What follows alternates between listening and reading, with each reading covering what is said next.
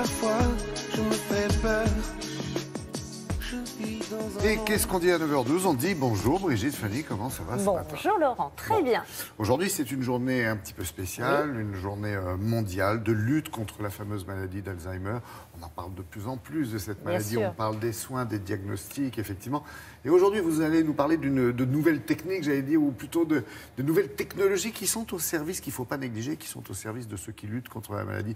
En tous les cas, pour le bien-être des malades. Exactement, parce que dans cette maladie, on connaît le symptôme principal, bien sûr, ce sont les troubles de la mémoire, les pertes de mémoire, mais il y a aussi des troubles du langage, des troubles de la gestuelle, il y a des difficultés intellectuelles, des troubles de l'orientation, des troubles du comportement, comme de l'agitation, de l'agressivité, du repli sur soi. Et on le sait, il n'y a pas de traitement pour traiter la maladie d'Alzheimer, il y a quelques traitements, quelques médicaments, comme des antidépresseurs, des anxiolytiques, des sédatifs, etc., pour traiter certains symptômes dont on a parlé, certains troubles comme justement l'agitation, les troubles du comportement, mais évidemment au prix de certains effets secondaires parfois. Et de plus en plus, des thérapies non médicamenteuses se développent pour prendre en charge ces patients, parce qu'on voit que par exemple, tout ce qui relève de l'art-thérapie, la musique, le chant, la peinture, tout ça apporte un plus pour le bien-être de ces patients. Mais on vit aussi à l'époque des nouvelles technologies, et les nouvelles technologies font leur entrée justement dans ce domaine. Il y a énormément de recherches et il y a aujourd'hui des robots, la réalité virtuelle, des serious games qui ont été conçus pour ces patients particuliers, pour les aider à stimuler leur mémoire, à stimuler leur sens, pour les aider aussi dans ces fameux troubles du comportement, cette agitation, cette agressivité, ce repli sur soi. Alors c'est bien les nouvelles technologies, mais il faut être sûr aussi que ça marche dans ce cas bien précis. Et c'est pour ça que nous sommes allés dans un hôpital en région parisienne qui teste ces nouvelles technologies, c'est-à-dire qui fait des vraies études scientifiques pour savoir si vraiment ces technologies apportent un bénéfice à ces patients. On regarde.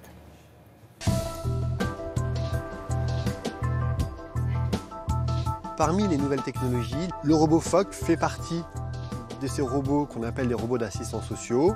Ce robot a la forme d'une peluche, mais beaucoup plus développé, puisqu'il y a un exosquelette, il y a 400 capteurs. Et donc ce robot interagit vraiment comme un petit animal avec le patient. Est-ce qu'il vous rappelle un petit peu des souvenirs? Oui.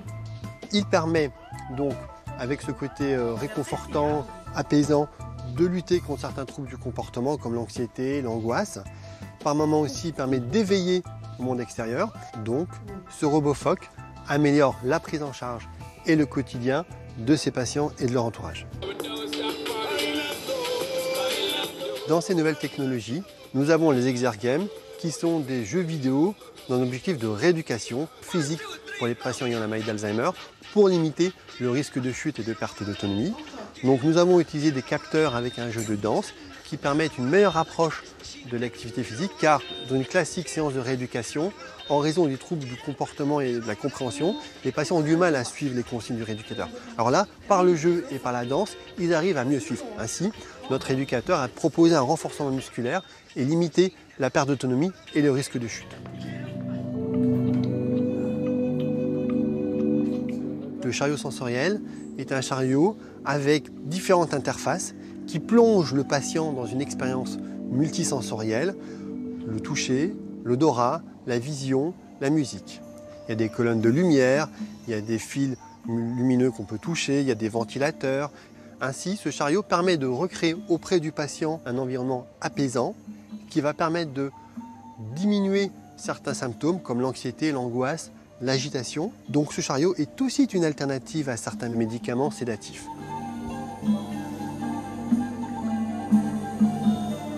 Ces nouvelles technologies, les robots, les exergames et les chariots multisensoriels ont pu bénéficier d'études cliniques qui ont montré leur efficacité sur les patients. Ces nouvelles technologies apportent vraiment un réel plus sur la prise en charge et l'environnement et les conditions de vie de ces patients ayant la maladie d'Alzheimer.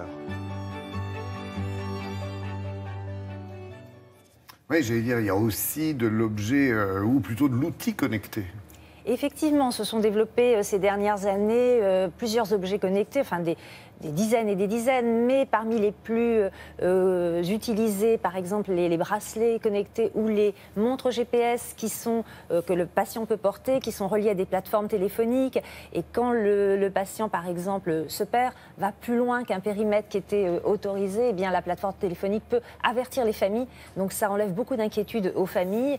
Il y a aussi les piluliers connectés qui s'éclairent ou qui sonnent au moment de prendre le médicament et qui avertissent aussi les proches quand le médicament n'est pas pris. Donc tout ça, c'est une aide à la fois pour les patients et pour les aidants, les familles. Merci, merci beaucoup. Et puis, je vous souhaite une bonne journée. Est-ce que vous vous souvenez du cresson qu'on mangeait quand on était, j'allais dire, un petit peu plus jeune? Vous en mangez Oui, la toujours? soupe au cresson. Oui, ça me dit quelque chose. Vous avez une bonne mémoire.